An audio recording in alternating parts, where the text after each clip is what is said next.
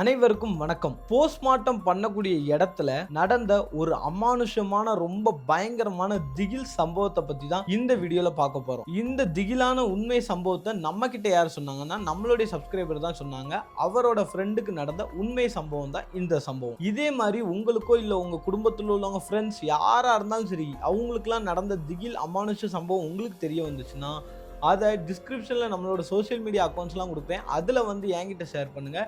அப்படி நீங்கள் சொல்கிற கதையும் நம்ம சேனலில் போஸ்ட் பண்ணுவோம். போஸ்ட்மார்ட்டம் அப்படின்னா என்னன்னு பார்த்தீங்கன்னா, ஒரு இறந்து போன உடலை பாட்டாக அறுத்து அது மூலியமாக நிறைய டெஸ்ட்டு ரிப்போர்ட்லாம் எடுத்து டாக்டர்ஸ்லாம் வந்து சப்மிட் பண்ணுவாங்க.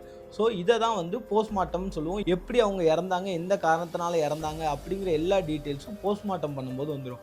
டாக்டர்ஸ் தான் போஸ்ட்மார்ட்டம் பண்ணுவாங்க அப்படின்னு நீங்கள் நினச்சிங்கன்னா அதுதான் இல்லை. போஸ்ட்மார்ட்டம் பண்ணதுக்குன்னே சில ஆட்கள் உண்டு. அதாவது எப்படின்னா, சில பர்சன்ஸ் வந்து அவங்க தான் வந்து இந்த பணத்தை அறுக்கிறது எல்லாமே பண்ணுவாங்க. கடைசியில் வந்து இந்த ரிப்போர்ட் எழுதுறது, ரிப்போர்ட் எடுக்கிறது இதை மட்டும் தான் டாக்டர்ஸ் பண்ணுவாங்க. அப்படி போஸ்ட்மார்ட்டம் பண்ண ஒரு நபர் பண்ண ஒரு சின்ன தப்புனால அவர் குடும்பமே எப்படி ரொம்ப பெரிதளவில் அமானுஷத்தினால பாதிக்கப்படுது அப்படிங்கிறது தான் இந்த கதையில நான் சொல்ல போகிறேன். இந்த கதை எங்கே ஸ்டார்ட் ஆகுது அப்படின்னு பார்த்தீங்கன்னா, 2012 தர்மபுரியில் உள்ள ஒரு சின்ன கவர்மெண்ட் ஹாஸ்பிட்டலில் தான் இந்த கதை வந்து ஸ்டார்ட் ஆகுது. அங்கே வந்து பார்த்தீங்கன்னா ஆவடையப்பன் அப்படிங்கிற ஒருத்தர் வந்து போஸ்ட்மார்ட்டம் பண்ணுற ஒரு பர்சனாக அந்த கவர்மெண்ட் ஹாஸ்பிட்டலில் ஒர்க் பண்ணிட்டு இருக்காரு.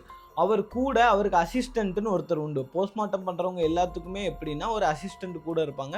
அவங்க 2 பேரும் தான் சேர்ந்து போஸ்ட்மார்ட்டம் பண்ணுவாங்க. இவரோட ஃபுல் டைம் ஜாபே என்னென்னா, வர்றது ஹாஸ்பிட்டல் ஏதாவது ஆக்சிடென்ட் ஆன உடம்போ இல்லை விஷம் குடித்தவங்களோ இல்லை தற்கொலை பண்ணவங்களோ அந்த மாதிரி உடல் வந்து வரும்போது அதை வந்து போஸ்ட்மார்ட்டம் பண்ணுறது தான் இவருடைய முழு டைம் வேலையே. இவரோட குடும்பம் அப்படின்னு பார்த்தீங்கன்னா ஒரு மனைவியும் 19 வயசில் ஒரு பெண் குழந்தையும் இருக்குது. அந்த மனைவிக்கு வந்து ஒரு கள்ளத்தொடர்பு ஏற்பட்டு 2 வருஷத்துக்கு முன்னாடி அவங்க கூட ஓடி போயிட்டாங்க. ஸோ இப்போ இவங்க குடும்பத்தில் யாரெல்லாம் இருக்காங்கன்னு பார்த்தீங்கன்னா அப்பாவும் பொண்ணும் மட்டும்தான் இருக்காங்க. ஸோ இப்படியே போயிட்டு இருக்கும்போது இந்த ஆவடையப்பனுக்கு ஒரு பழக்கம் ஒன்று இருக்குது. அதாவது என்ன பழக்கம்னா, போஸ்ட்மார்ட்டம் பண்ணுவாங்க தெரியுமா, அப்போ ஆண்கள் சடலம்லாம் வரும்போது அந்த அசிஸ்டண்ட்டையும் கூட வச்சு தான் போஸ்ட்மார்ட்டம் பண்ணுவார். ஆனால் பெண்கள் சடலம் அப்படின்னு வந்தாலே அந்த அசிஸ்டண்ட்டை வந்து கூட வச்சுக்கவே மாட்டார். நீ போ, நான் தனியாகவே பார்த்துக்கிறேன் அப்படிங்கிற மாதிரி சொல்லுவார். ஏன்னா அவர் என்ன பண்ணுறாரு அப்படிங்கிறது யாருக்குமே தெரியாது.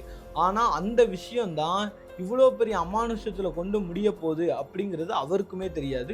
ஸோ இந்த பெண்கள் உடம்பு வச்சு இவர் என்ன தான் பண்ணுறாரு அப்படிங்கிறது அந்த அசிஸ்டண்ட்டுக்கும் சரி அங்கே வேலை பார்க்குறவங்களுக்கும் சரி பெரிதளவில் ஒரு சந்தேகத்தை ஏற்படுத்திக்கிட்டே வந்திருக்கு. இப்படி சில நாட்கள் போயிட்டு இருந்தோட்டி ஒரு நாள் இரவு 11 மணிக்கு ஆவுடையப்பனுக்கு ஹாஸ்பிட்டல்ல இருந்து ஃபோன் வருது. ஃபோனில் என்ன சொல்கிறாங்கன்னா, ஒரு பொண்ணோட உடம்பு வந்திருக்கு, அதை வந்து அட்டாப்சி பண்ணணும், நீங்கள் தான் வந்து போஸ்ட்மார்ட்டம் பண்ணணும் அப்படின்ட்டு இவருக்கு ஃபோன் வருது. இவரும் வீட்டில் பொண்ணை தூங்க வச்சுட்டு நான் இந்த மாதிரி போயிட்டு வரேம்மா அப்படின்னு சொல்லிட்டு ஹாஸ்பிட்டலுக்கு போகிறாரு. போயிட்டு அந்த பொண்ணோட உடம்பையும் போஸ்ட்மார்ட்டம் பண்ண ஆரம்பிக்கிறாரு. ஆனால் அசிஸ்டண்ட் கூட இருந்தாருன்னு கேட்டால் நம்ம கதையோட ஸ்டார்டிங்லேயே சொன்ன மாதிரி தான் அசிஸ்டண்ட்டை வந்து வேண்டாம், நீ வெளியே போ, நானே பார்த்துக்கிறேன்ட்டாரு. ஸோ அந்த பொண்ணோட உடம்பையும் போஸ்ட்மார்ட்டம் பண்ணிட்டார். அந்த பொண்ணு யாருன்னு பார்த்தீங்கன்னா, கல்யாணம் ஆகி 15 நாட்கள் ஆயிருக்கு. அவங்க வந்து ஒரு ஆக்சிடெண்ட்டாக, அதாவது கார் ஆக்சிடெண்ட் கிடையாது, ஆக்சிடென்டலாக இறந்துருக்காங்க. ஸோ அந்த 15 நாட்களே திருமணமான அந்த இளம் பெண்ணோட உடம்பு வந்து இவர் வந்து போஸ்ட்மார்ட்டம் பண்ணுறாரு. போஸ்ட்மார்ட்டம் பண்ணிட்டு என்ன பண்ணுறாரு, நேராக வீட்டுக்கு வர்றாரு. வீட்டுக்கு வந்துட்டு ஒரு சின்ன தகடு அதை வந்து அவர் பொண்ணுக்கிட்ட கொடுத்து என்ன சொல்கிறாருன்னா, நீ நிறைய விஷயம் சேர்த்து வைப்பலாம், அந்த சேர்த்து வைக்கிற விஷயத்தில் இதையும் சேர்த்து வச்சுக்கோ அப்படிங்கிற மாதிரி சொல்கிறாரு. அந்த பொண்ணு பயங்கர தூக்கத்தில் இருக்குது. தூக்கத்தில் இருந்தோட்டி என்ன பண்ணுது, நான் இந்த மாதிரி அப்பா எனக்கு தூக்கமாக வருதுப்பா, நான் நாளைக்கு காலைல வாங்கிக்கிறேன் அப்படின்னு சொல்லுது. ஆனால் அவங்க அப்பா என்ன பண்ணுறாரு, இவர் கையில் கொடுத்துட்டாங்க. இந்த பொண்ணு தூக்க கறக்கத்தில் அந்த தலவாணிக்கு கீழே அந்த பொருளை வச்சு. ஸோ இப்படியே போயிட்டு இருக்கும்போது என்ன ஆகுதுன்னா, தலவாணி கீழே வச்சுட்டு தூங்கிட்டு இருந்துச்சா, அந்த பொண்ணுக்கு நைட்டு அமானுஷமான சத்தங்கள் கேட்க ஆரம்பிக்குது. அதாவது எப்படின்னா, என் பொருளை கொடுத்துரு, இல்லைன்னா உன்னை கொன்றுவேன், என் பொருளை நீங்கள் எதுக்கு எடுத்துகிட்டு வந்தீங்க, என் பொருளை கொடுத்துருன்னு சொல்லி ரொம்ப பயங்கரமான சவுண்டு கேட்குது. உடனே பதறி போய் அந்த பொண்ணு எந்திரிச்சு, அப்பா எனக்கு பயமாக இருக்குப்பா, ஏதோ சத்தம் கேட்குதுப்பா அப்படிங்கிற மாதிரி சொல்லியிருக்கு. அப்போ அவங்க அப்பா இருந்துக்கிட்டு சும்மாரி தேவையில்லாமல் நைட் நேரத்தில் இது பண்ணிகிட்டு இருக்காத வச்சுட்டு இருக்காதான்னு சொல்லி பயங்கரமாக திட்டி விட்றாரு. ஏன்னா அவர் வந்து குடிச்சிருக்காரு. மேக்ஸிமம் எப்படின்னா, அட்டாப்சி பண்ணும்போது எப்பவுமே குடிச்சிட்டு தான் பண்ணுவாங்க. ஏன்னா, அது துர்நாற்றமா இருக்கும். அந்த இடம் அருவருப்பா இருக்கும். ஸோ, ஆவுடையப்பன் வந்து மேக்ஸிமம் குடிச்சுக்கிட்டு தான் அந்த அட்டாப்சி பண்ணுவாரு. அப்போ போதையில வீட்டுக்கு வந்தனால, அவர் பொண்ணு தான் அவருக்கு எல்லாமே. ஏன்னா, மனைவி ஓடி போயிட்டா, அவங்க பொண்ணு தான் இப்ப எல்லாமே. ஆனாலுமே தண்ணிய போட்டிருக்கனால, அவங்க பொண்ண வந்து திட்டி விடுறாரு. "உன்னால சும்மா இருக்க முடியாதா? பேசாம படுத்து தூங்கு." அப்படி இப்படின்னு சொல்லிட்டாரு. சொன்னதுக்கு அப்புறம் என்ன ஆகுது, இந்த பொண்ணு போர்வைய இழுத்து மூடிட்டு தூங்குது. தூங்கிட்டு இருக்கும்போது என்ன ஆகுதுன்னா, யாரோ பயங்கரமா அழுற மாரி சவுண்ட் கேட்குது. என் பொருள குடுத்துருங்க, குடுத்துருங்கன்னு சொல்லி ரொம்பவும் கொடூரமா யாரோ அழுற மாரி சவுண்ட் கேட்குது. இந்த பொண்ணுக்கு போர்வைய மூடிட்டு அவ்ளோ பயமா இருக்கு. என்ன பண்றதுன்னே தெரியாம. உடனே அந்த போர்வைய விலக்கிட்டு பாக்குது அந்த பொண்ணு. மேல சீலிங் ஃபேன் இருக்கும் தெரியுமா? அந்த சீலிங் ஃபேன்ல ஏதோ ஒரு கருப்பான உருவம் வந்து அந்த பொண்ண பாத்துக்கிட்டு இருக்க மாரி தெரியுது. உடனே அந்த பொண்ணு பதறி அடிச்சு அப்பா அப்பா அப்பான்னு ரொம்பவும் பயப்படுது. அந்த அப்பா மறுபடியும் பயங்கரமா திட்டி விடுறாரு. அப்போ இந்த பொண்ணு சொல்லுது, மேலே ஏதோ தெரியுதுப்பா, மேலே ஏதோ தெரியுதுப்பான்னு சொன்னோட்டி, இவரும் வந்து மேலே பார்க்குறாரு. சீலிங்ல ஒண்ணுமே தெரியல. அந்த பொண்ணா ரொம்பவுமே பயந்து போன அந்த பொண்ணு என்ன பண்ணுது, அப்பாவும் திட்டிட்டாங்க அப்படின்னு சொல்லிட்டு அந்த பொண்ணு திரும்பியும் படுக்குது. இப்படியே படுத்து கொஞ்ச நேரம் தூங்கிட்டு இருக்கும்போது, இப்படியே படுத்தோட்டி கொஞ்ச நேரத்துல அந்த பொண்ணு தூங்கிட்டு இருக்கும்போது என்ன ஆகுதுன்னா, திரும்பியும் அந்த அமானுஷ்யமான சவுண்டானது கேட்க ஆரம்பிக்குது. அதாவது, "தயவு செஞ்சு என் பொருள குடுத்துரு, இல்ல உங்க எல்லாரையும் கொன்றுவேன், உங்க எல்லாரையும் கொன்றுவேன்." ரொம்ப கொடூரமா அந்த குரலானது கேட்கப்படுது. அப்போ கொஞ்சம் விலக்கி போர்வைய பார்த்தா, ஒரு ஓரத்துல ஒரு கருப்பு உருவம் வந்து உட்கார்ந்திருக்க மாரி தெரியுது. அதாவது என்னன்னா, ஒரு ஓடு அந்த ஓட்டோட ஓட்டையில பார்த்தா அந்த கருப்பு உருவம் தெரியிற மாரி. அப்போ இந்த பொண்ணு என்ன யோசிக்குது, இப்போ நம்ம அப்பாவ வந்து எழுப்புனா, நம்ம அப்பா நம்மள திட்ட தான் செய்றாரு. ஏற்கனவே 2 வாட்டி எழுப்பிட்டோம். ஸோ என்னதான் நடக்குதுன்னு பார்ப்போம்ன்னு சொல்லிட்டு, அந்த உருவத்த அப்படியே பார்த்துக்கிட்டே இருக்கா. அந்த உருவம் ஒரு இடத்துல குத்த வச்சு உட்கார்ந்து ரொம்ப கொடூரமா அழுதுட்டு இருக்கு. இந்த பொண்ணுக்கு என்ன பண்றதுன்னே தெரியல. முருகா, முருகா, முருகான்னு சொல்லிட்டு போர்வைய இழுத்து மூடிட்டு தூங்கிட்டு. ஸோ இப்படியே மறுநாள் காலையில ஆரம்பிக்குது. மறுநாள் காலையில பார்த்தீங்கன்னா, இந்த பொண்ணு அவங்க அப்பா கிட்ட சொல்லுது. அவங்க அப்பா வந்துட்டு, "எம்மா உனக்கு ஏதாவது மனப்பிரமையா இருக்கும். நீ இதெல்லாம் வந்து பெருசா எடுத்துக்காத. நீ வந்து உன் வேலைய பாரு." அப்படின்னு சொல்லிட்டு இவரு மறுபடியும் அவரோட வேலைக்கு போறாரு. அப்போ ஒரு ஆணோட பொணம் வருது. அவர் அட்டாப்சி பண்ணிட்டு அவரோட வேலைய அவர் பாட்டுக்கு சரியா பண்ணிட்டுருக்காரு. இந்த பொண்ணும் அத பத்தி பெருசா யோசிக்காம, சரி நமக்கு தான் ஏதோ கெட்ட கனவு மாரி வந்திருக்கு போல அப்படின்னு சொல்லிட்டு இந்த பொண்ணுமே வந்து அவ பாட்டுக்கு அவ வேலைய பார்த்துட்டு இருக்கா. ஸோ இப்ப என்ன ஆகுதுன்னா, ஆவுடையப்பனுக்கு ஒரு ஃபோன் கால் வருது. அந்த ஃபோன் கால்ல என்னன்னா, "உன்ன விட்டு 2 மாசத்துக்கு முன்னாடி ஓடிப்போன மனைவி ஆக்சிடென்ட்ல இறந்துட்டா." அப்படிங்கிற மாரி செய்தி வருது. ஆனா அவ இறந்ததுக்கு அப்பாவும் போல, மகளும் போல. ஏன்னா துரோகம் பண்ணிட்டு ஓடி போனவ இருந்தா என்ன, செத்தா என்னன்னு சொல்லிட்டு 2 பேருமே அவளோட இறந்ததுக்கு போகவே இல்ல. அதனால அவங்க குடும்பம் இருக்கு தெரியுமா? அதாவது அந்த ஓடிப்போன மனைவியோட குடும்பமே அவங்களுடைய தகனம் எல்லாத்தையுமே முடிச்சுட்டாங்க. முடிச்சு தகனம் எல்லாம் செஞ்ச 2 நாள் கழிச்சு, இவர் வந்து போஸ்ட்மார்ட்டம் பண்ணிட்டு இருக்காரு நைட்டு 12:30 மணிக்கு. அப்பவும் இவருடைய மனைவியோட குரல் வந்து கேட்குற மாரி இவருக்கு தோணுது. ஆனா மேக்ஸிமம் வந்து அங்க சுத்தி பொணங்களா தான் இருக்கும். இவர் வந்து பல வருஷமா அதிலேயே வேலை பார்த்தனால, இவருக்கு வந்து அந்த துளி அளவு கூட எதுக்கு மேலயுமே பயம் கிடையாது. அப்ப என்ன பண்றாரு, யாருன்னு சொல்லிட்டு அப்படியே போய்க்கிட்டே இருக்காரு. ஒரு இடத்துல இருந்து குரல் கேட்டுக்கிட்டே இருக்கு. ஏதோ அழுற மாரியோ, இல்ல யாரோ கூப்பிடுற மாரியோங்கிற மாரி ஒரு குரலானது கேட்டுக்கிட்டே இருக்கு. டக்குன்னு இவர் கிட்ட நெருங்கி போகும்போது தான் தெரியுது, இவருடைய மனைவியோட உடம்பு இருக்கிற மாரி தெரியுது. அப்ப இவர் உடனே இவ தான் செத்துட்டால்ல 2 நாளைக்கு முன்னாடியே. ஒருவேளை நம்மள்ட்ட பொய் சொல்லியிருக்காங்களோ? ஏன்னா இவங்க 2 பேரும் தான் அவங்களோட இறுதி சடங்குக்கு போலலாம்.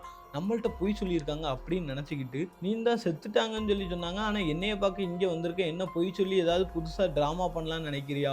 அப்படின்னு சொல்லிட்டு அந்த மனைவியோட உருவத்துக்கிட்ட போய்க்கிட்டே இருக்கும்போது, ஏதோ ஒரு இடத்துல கால் தட்டுது. கால் தட்டுனோட்டி இவர் 1 செகண்ட் திரும்புறாரு. அந்த மனைவியோட உருவத்த காணோம். இவருக்கு என்ன ஆச்சுன்னே தெரியல. ஏன்னா, இவர் வந்து அவ்வளோ சீக்கிரம் எதுக்கும் பயப்பட மாட்டாரு. கண்ணு முன்னாடி பார்த்த மனைவியோட உடம்ப காணோம். எப்படி இருக்கும்னு யோசிச்சு பாருங்க. அதுக்கப்புறம் தான் இந்த பொண்ணுக்கு ஒரு சத்தம் கேட்டுச்சு தெரியுமா? என் பொருள குடுத்துருங்க, என் பொருள குடுத்துருங்கன்னு.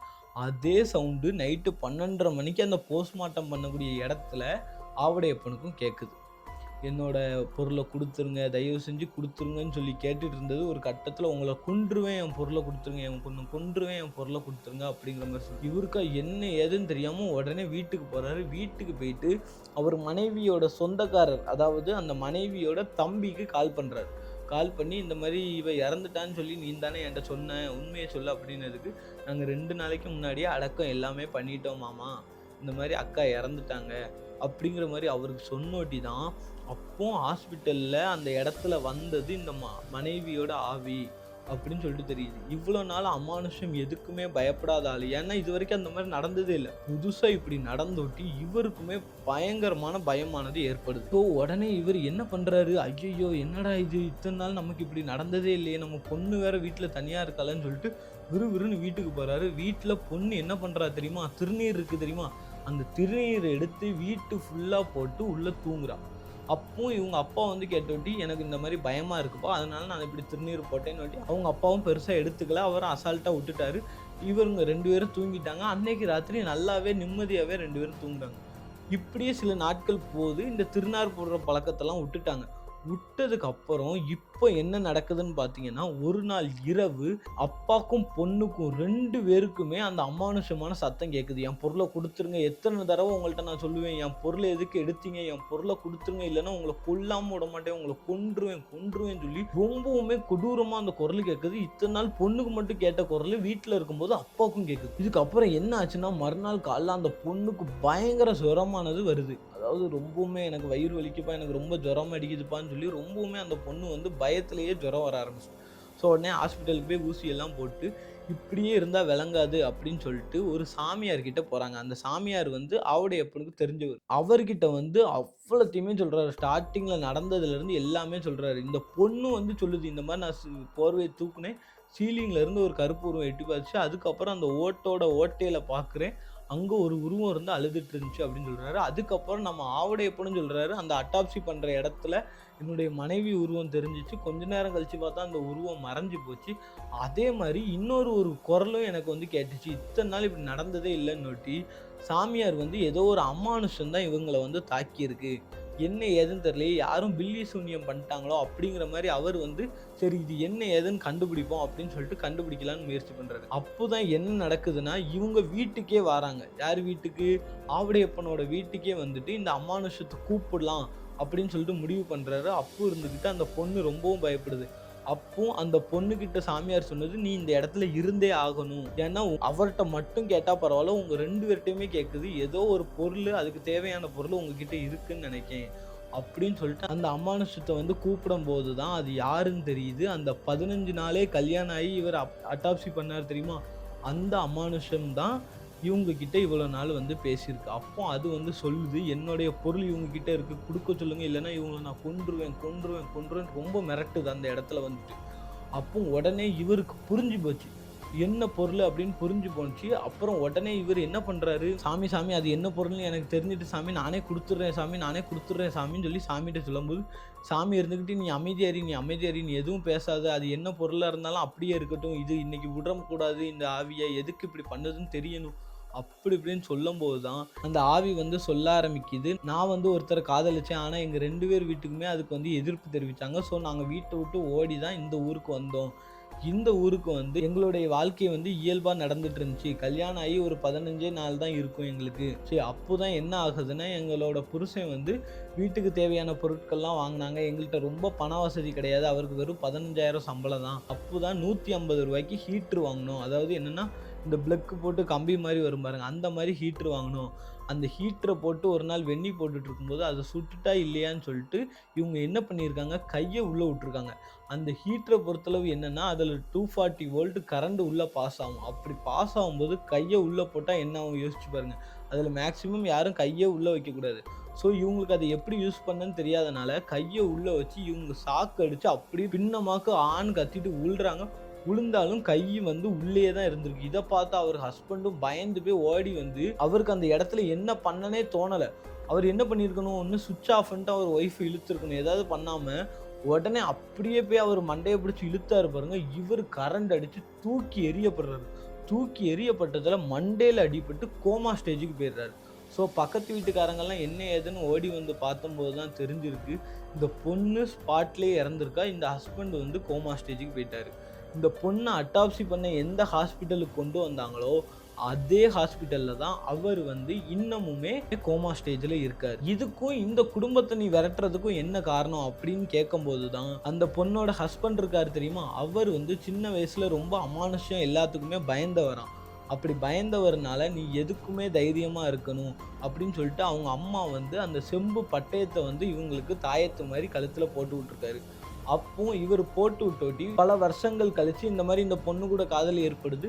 அப்போ கல்யாணமும் பண்ணிக்கிறாங்கல்ல. அப்போ அந்த பூசாரி என்ன சொல்றாருன்னா, இந்த தாலியை நீ மஞ்சள் குங்குமம் வச்சு பத்திரமா பார்த்துக்கணும். ஏன்னா இந்த தாலி தான் உன் புருஷனோட பாதுகாப்பு அப்படிங்கிற மாதிரி அந்த பூசாரி வந்து சொல்லியிருக்காரு. ஸோ இந்த ஹஸ்பண்ட் என்ன பண்றாருன்னா, நமக்கு பாதுகாப்புக்கு பொண்டாட்டி தாலி இருக்கு. அப்போ பொண்டாட்டிக்கு என்ன பாதுகாப்பு அப்படின்னு சொல்லிட்டு அவர் கழுத்துல உள்ள அந்த செம்பு பட்டயத்தை வந்து இவங்க கிட்ட போட்டு விடுறாரு. அப்போதான் தெரிய வருது, இவர் அட்டாப்சி பண்ணும்போது அந்த செம்பு பட்டயத்தை எடுத்து தான் இந்த பொண்ணுகிட்ட வந்து கொடுத்துருக்காரு அப்படின்னு சொல்லிட்டு. அப்போ சாமியார் வந்துட்டு இதெல்லாம் பேசி முடிச்சுட்டாங்க. முடிச்சொட்டி சாமியாரும் போயிட்டாரு.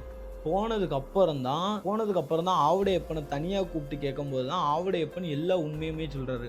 ஒரு பொண்ணுங்களோட பொணம் வந்துச்சுனாலே அந்த பொணத்துல ஏதாவது தங்க நகைகள் இருக்கா, இல்லை ஏதாவது இருக்கா அப்படின்னு சொல்லி அதை திருடி கொண்டு வந்து வீட்டில் கொடுக்கறதே ஒரு பழக்கமாக வச்சுட்டு இருந்திருக்காரு அப்படின்னு சொல்லிட்டு.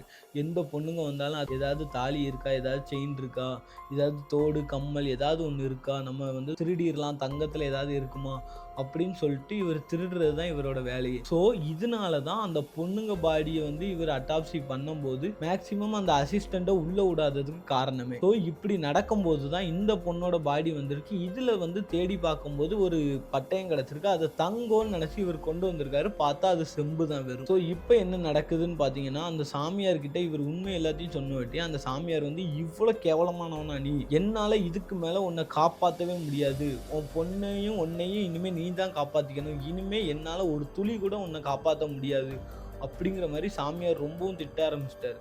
ஸோ என்ன பண்ணுறாங்க, இவங்க வந்து வீட்டுக்கு வராங்க. வீட்டுக்கு வந்தாலும் இன்னுமே அந்த பயங்கரமான சவுண்டு போக போக ரொம்பவுமே கேட்க ஆரம்பிக்குது. உங்களை கொன்றுவேங்கிற மாதிரி ரொம்பவுமே ஒரு அமானுஷமான சவுண்டானது கேட்க ஆரம்பிக்குது. அப்போ வேற வழியே இல்லாமல் சாமியாருக்கு ஃபோன் மேலே ஃபோன் அடிக்கிறாரு. சாமியார் எடுக்கவே இல்லை. அப்போதான் ஒரு கோடாங்கியை கூப்பிட்டு வர்றாரு. அந்த கோடாங்கிட்ட இவர் நடந்த விஷயம் எல்லாத்தையுமே சொல்லிட்டாரு. அந்த கோடாங்கி நான் உதவி பண்ணுறேன் அப்படின்னு சொல்லிட்டாரு. சொல்லிட்டு வீட்டுக்கு வந்துட்டி, உன்னுடைய செம்பு பட்டயம் இங்கே தான் இருக்குது, இதை வந்து வாங்கிட்டு போயிருன்னு சொல்லி இவங்க இந்த மாதிரி பண்ணதுக்கு நான் இவங்களை பழி வாங்காமல் விடமாட்டேன்னு சொல்லி அந்த பேய் ஆக்ரோஷத்தின் உச்சத்துக்கே போயிட்டு. ஸோ இந்த நேரத்தில் கோடாங்கி என்ன சொல்லிட்டாருன்னா, என்னால் ஒன்றுமே பண்ண முடியாது, இந்த பட்டயத்தை கொடுத்து அது போயிட்டுன்னா உண்டு, அப்படி இல்லாமல் அதை பழி வாங்குவேன்ட்டு நிற்கிது.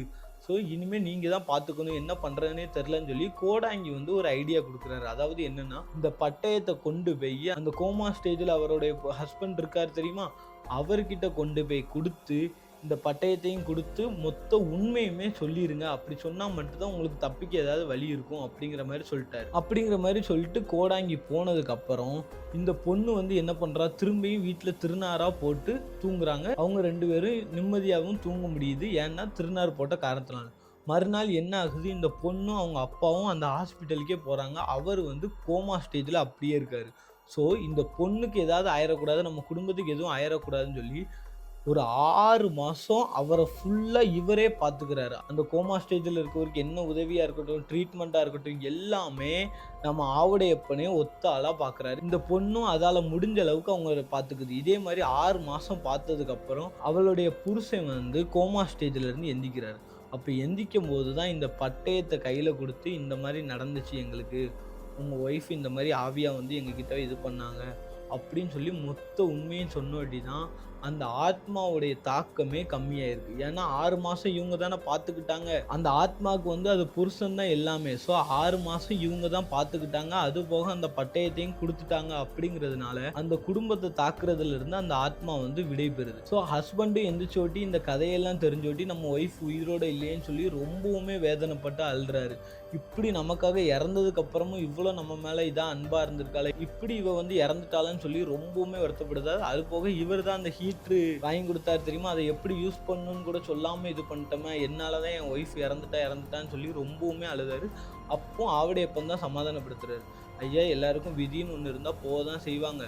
ஆனாலும் உங்கள் மனைவியோட காதல் வந்து எந்த லெவலுக்கு இருக்குன்னா, எங்கள் குடும்பத்தையே பழிவாங்கிற லெவலுக்கு வந்துட்டாங்க. அப்போ எந்த லெவலுக்கு உங்கள் மேலே ஒரு அக்கறையாக அன்பும் இருக்கும் அப்படின்னு சொல்லி இவர் மனசை தேத்துறாரு. ஒரு மனசை தேத்துனோட்டி அந்த பொண்ணு கூடயும் ஆவுடையப்பன் கூடயும் அவரும் கூட சேர்ந்து வாழ ஆரம்பிச்சிட்டாரு. ஏன்னா இவ்வளோ நடந்திருக்கு, நம்மளை இத்தனை மாதம் அவங்க தான் பார்த்துக்கிட்டாங்க. ஏன்னா இதுக்கப்புறம் ஏற்கனவே காதல் கல்யாணம்னால வந்தனால இவங்க குடும்பத்தில் யாருமே இவங்களை சேர்த்துக்கல, இவங்களே பார்த்துக்கிட்டனால இவரும் ஒரு பக்கம் வேலை பார்த்துட்டு இவரும் ஒரு பக்கம் வேலை பார்த்துட்டு இந்த குடும்பத்தை அப்படியே நீட்டாக கொண்டு போயிட்டாங்க. இந்த கதையை பற்றி என்ன நினைக்கிறீங்க? அட்டாப்சி பண்ணுற இடத்துல இவ்வளோ பெரிய ஒரு அமானுஷ சம்பவம் நடந்துச்சு அப்படின்னு சொன்னால் உங்களுக்கு கேட்குறதுக்கே எப்படி இருக்குது? இப்போ இந்த அட்டாப்சி பண்ணாரு தெரியுமா ஆவடையப்பன், அவர் இடத்துல நீங்கள் இருந்திருந்தீங்கன்னா என்ன பண்ணியிருப்பீங்க அப்படிங்கிறத கமெண்ட் பாக்ஸில் சொல்லுங்கள்.